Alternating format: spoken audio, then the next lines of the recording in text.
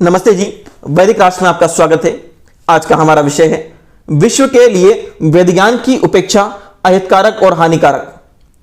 आज के इस लेख के लेखक हैं वैदिक विद्वान मनमोहन कुमार आर्य, देहरादून से। इस तरह के अन्य वैदिक लेखों के लिए वैदिक राष्ट्र यूट्यूब चैनल को लाइक करें, शेयर करें, सब्सक्राइब करें, बेल आइकन की घंटी को दबा दें और अपने कीमती सुझाव कमेंट अवश्य करें। धन्यवाद। आइए विषय की ओर चलते हैं। मनुष्य जीवन को संसार के वेदेतर सभी मत अद्यावधि प्राय नहीं समझ सके।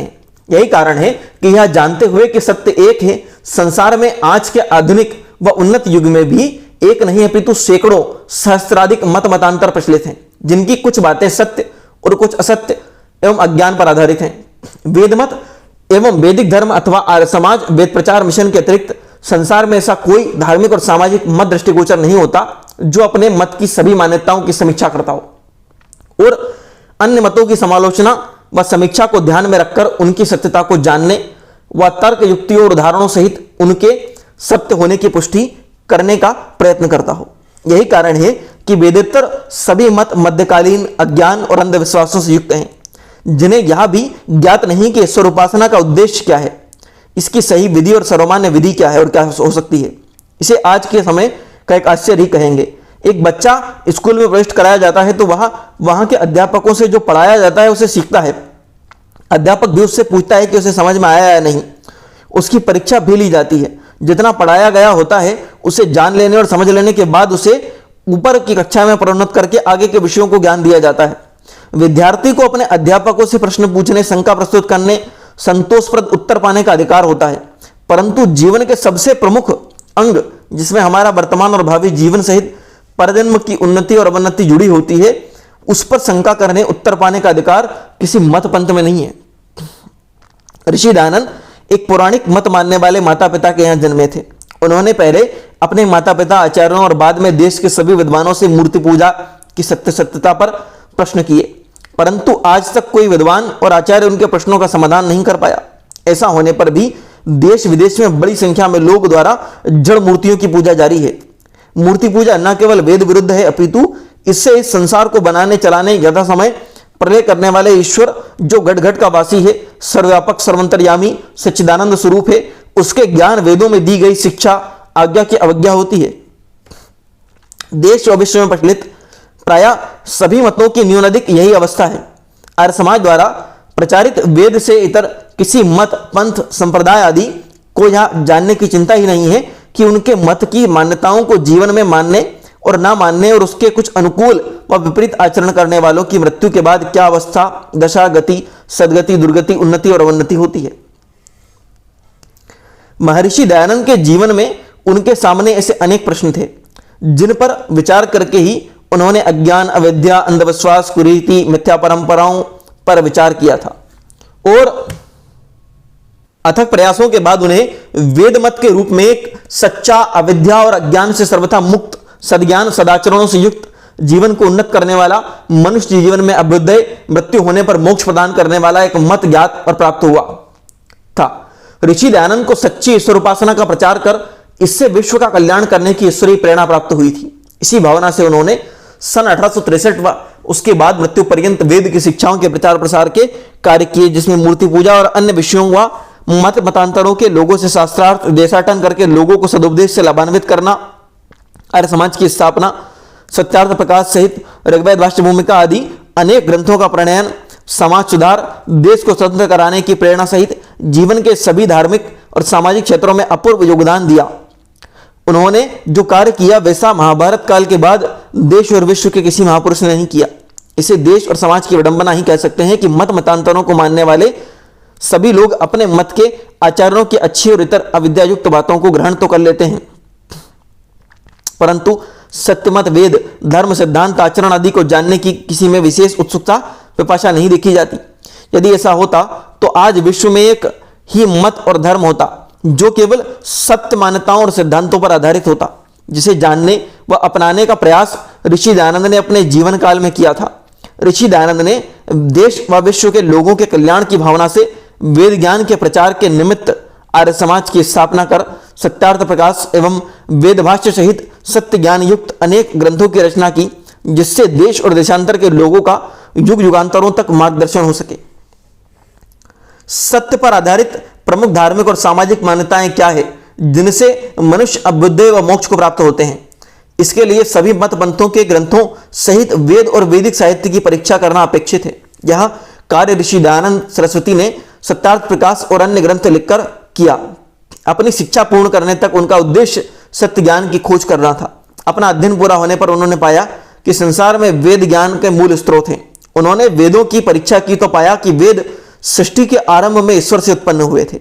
वेद सृष्टि को उत्पन्न करने वाली सत्ता ईश्वर का निज ज्ञान है, जो वह हर कल्प और युग में सृष्टि के आरंभ में 4 ऋषियों को उत्पन्न करके उन्हें जीवन यापन और मार्गदर्शन हेतु देता है। यह 4 वेद ऋग्वेद, यजुर्वेद, सामवेद, अथर्ववेद हैं। जिन ऋषियों को यह ज्ञान दिया जाता है उनके नाम क्रमशः अग्नि, वायु, आदित्य और अंगिरा होते हैं। चारों वेद सब सत्य विद्याओं की पुस्तक हैं। इनमें इतिहास, सृष्टिक्रम के विपरीत कोई बात नहीं है। वेद बताते हैं कि इस संसार को बनाने, चलाने और प्रलय करने वाले एक सच्चिदानंद स्वरूप, सर्वव्यापक, सर्वशक्तिमान, सर्वज्ञ, पूर्व कल्पों में अनंत बार सृष्टि की रचना करने वाली एक सत्ता ईश्वर है। ईश्वर जीवात्मा प्रकृति के यथार्थ स्वरूप, गुण, कर्म, स्वभाव का ज्ञान भी वेदों व वैदिक साहित्य में यथार्थ रूप से वर्णित है।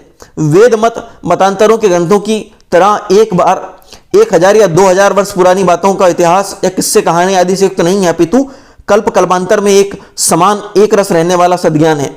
वेदों का ईश्वर सर्वज्ञ है।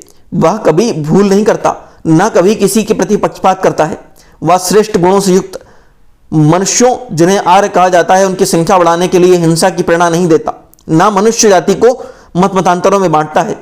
उसका ज्ञान, शिक्षाएं सार्वभौमिक, सर्वकालिक, मनुष्य मात्र सहित प्राणियों के हित के लिए है।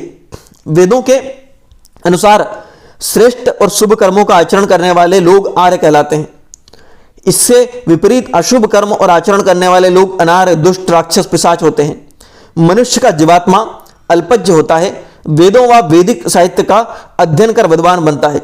सृष्टि व जीवन की सफलता को प्राप्त करने का यथोचित ज्ञान प्राप्त करता है। वेदों की शिक्षाएं ऐसी हैं जिनका आचरण करने से देश और संसार में सुख और शांति की वृद्धि होती है। वेदों का अध्ययन आचरण से मनुष्य का शारीरिक, मानसिक, बौद्धिक, आत्मिक विकास व उन्नति होती है। परिवार में प्रेम, सौहार्द की वृद्धि होने से सभी सदस्यों की सार्वत्रिक उन्नति होती है। वेद मनुष्यों को युवावस्था में एक पुरुष और एक स्त्री से एक बार ही विवाह करने का विधान करते हैं। वेदों के अनुसार समाज को श्रेष्ठ समाज बनाने के लिए मनुष्य के गुण, कर्म, स्वभाव के अनुसार वर्ण व्यवस्था का विधान है, जिसका जन्म, जाति आदि से कुछ लेना देना नहीं होता। वेद किसी मनुष्य को उसके ज्ञान, कर्मों के अनुसार महान और पतित मानते हैं। वेद मूर्ति पूजा का विधान नहीं करते, अपितु ईश्वर के गुण, कर्म और स्वभाव के अनुसार उसकी स्तुति, प्रार्थना, उपासना का विधान करते हैं, जिसका विस्तार महर्षि पतंजलि के योग दर्शन में मिलता है। अवतारवाद, मृतक श्राद्ध, बहुपत्नी प्रथा, पर्दा प्रथा, असंयमित जीवन, व्यभिचार, पालन पोषण की क्षमता से अधिक संतान को निषिद्ध करते हैं। वेद के अनुसार सभी मनुष्यों व अंतजनों तक को अन्य ब्राह्मण आदि के समान वेद का अधिकार, अध्ययन करने का पूरा अधिकार है।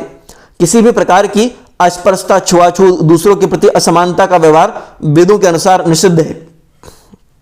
युवा विधवाओं का पुनर्विवाह आप सद्धर्म है। वेद ईश्वर उपासना व ब्रह्मयज्ञ सहित देवयज्ञ, अग्निहोत्र, पितृयज्ञ, अतिथि यज्ञ सहित बलिवेश, देवेश यज्ञ का विधान भी करते हैं। इन्हें करने से देश और समाज उन्नत होता है। मनुष्य के शुभ कर्मों में वृद्धि होने से ईश्वर के द्वारा उसको जन्म जन्मांतरों में सुख मिलने सहित मोक्ष की भी यथा समय प्राप्ति होती है।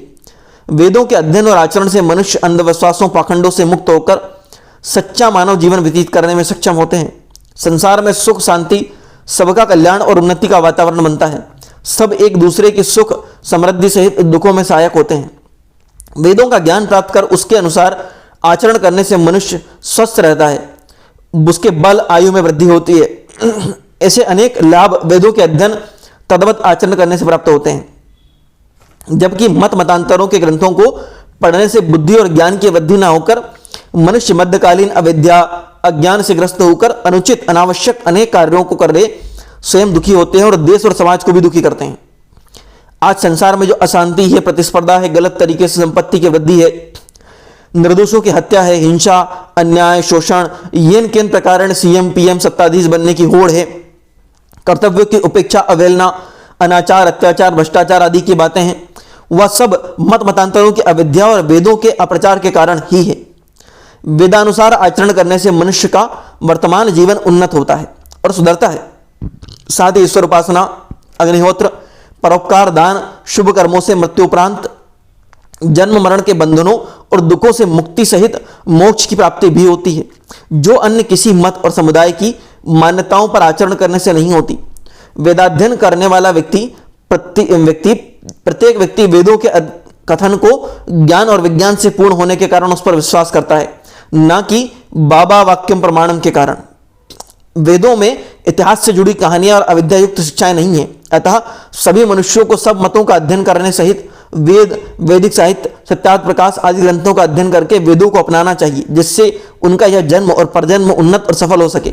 यदि हमने वेदाध्ययन द्वारा विवेक प्राप्त करके सत्य का आचरण और सत्य का त्याग नहीं किया, तो हमें इसके परिणाम इस जन्म सहित भविष्य में अनेक नीच योनियों में जन्म लेकर भोगने पड़ेंगे।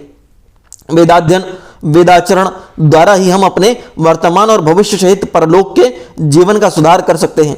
ओम। इस तरह के अन्य वैदिक लेखों के लिए वैदिक राष्ट्र यूट्यूब चैनल को लाइक करें, शेयर करें, सब्सक्राइब करें, बेल आइकॉन की घंटी को दबा दें और अपने कीमती सुझाव कमेंट करें। धन्यवाद।